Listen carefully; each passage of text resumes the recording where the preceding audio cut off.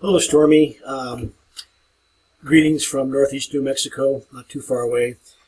This will be some video feedback for 3.1 through 4.1. I'll begin with the wireframes discussion, and then I'll end with the journal entry, which characterizes your audience, and you form questions for both client as well as focus group.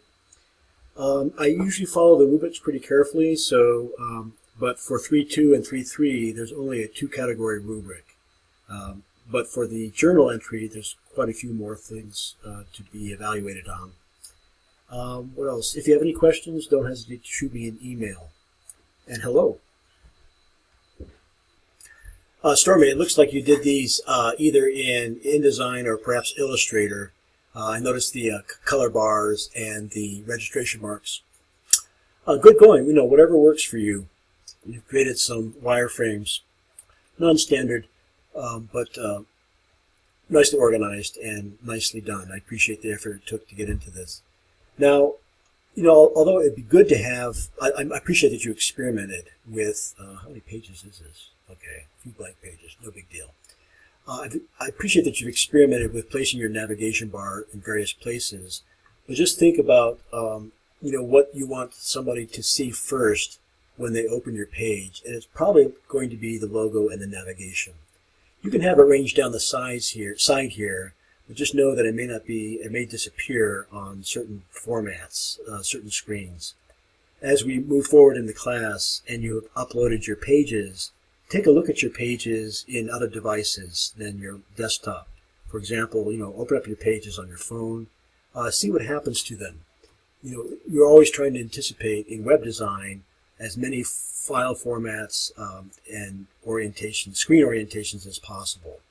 So it won't always be horizontal, as in your desktop, and it won't always be vertical or portrait oriented, as in on your small device phone. Putting a logo at the top is a good idea. Just know that this is highly valuable screen real estate, the top here. Typically the eye falls here first, and then, so I would expect maybe the logo there. Perhaps have your navigation range out to the right. Competent sketches, and they give us an idea of how you're directed. Stormy, I mounted your page in Safari for the Macintosh. That's what I'm looking at it now. And the nice thing about Safari and just about every other web browser is that there is a developer mode where you can view the page source, which is what I've done. It'll split the screen and show you your code plus a live preview up here. Now, if you could write code directly from your browser and bypass brackets and CyberDuck altogether, you'd be able to upload just like you would with a file manager. I see that you've successfully gotten an image in here, you've got a background pattern, and you've formatted your one-on-one heading. Not sure if it's the corporate palette color, but for the purposes of the rubric, which is inline styling, it's fine. I see that you've graduated past inline styling, though. Looks like you've got, no, that's what this is. Wow, you've accomplished a lot just using inline styling. While I'm looking at the code here, I wanted to point out a script that GeoCities arbitrarily puts on your page. It's meant to make your page visible as well as searchable, so don't worry too much about it. It's just by default. If you come across this code, it's a JavaScript, know that that's what that's about. Another thing that GeoCities places on your page is that your page is hosted by them. So nothing is truly free, right?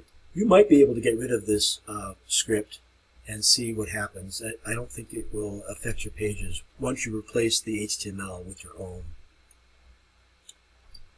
The rubric says, have you applied styling to a heading? Yes, you have. Have you been able to upload? Yes, you have.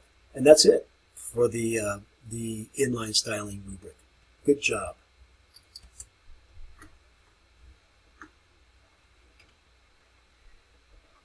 Now, your milestone document, I see the visual sitemap. It's fairly clear. And I guess that this is the coded sitemap, or an attempt at the coded sitemap, which will become your navigation scheme.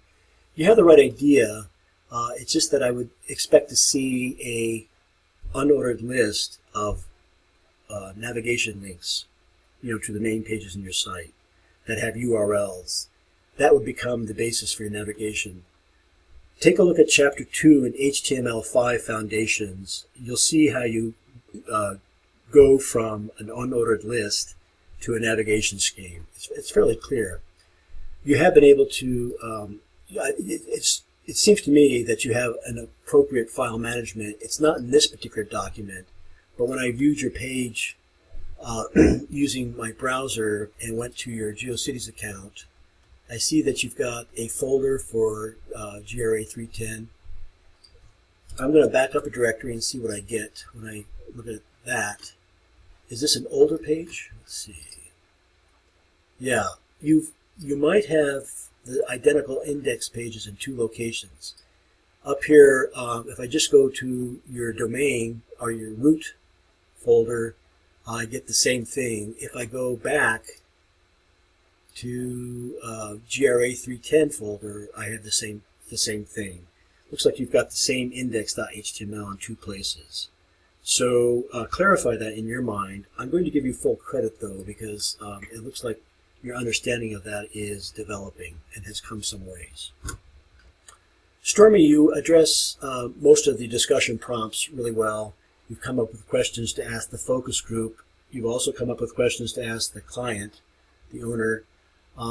What I find perhaps a little lacking is suggestions for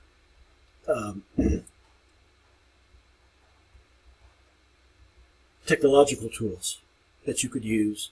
Some of the tools that are under our nose and that are available to us are the U.S. Census for gathering market research, also Nielsen, and then Google Analytics is also a useful tool. Do a little research perhaps to find out tools that are accessible to designer types like ourselves and easier to use. Good job overall though, and I look forward to seeing your website progress.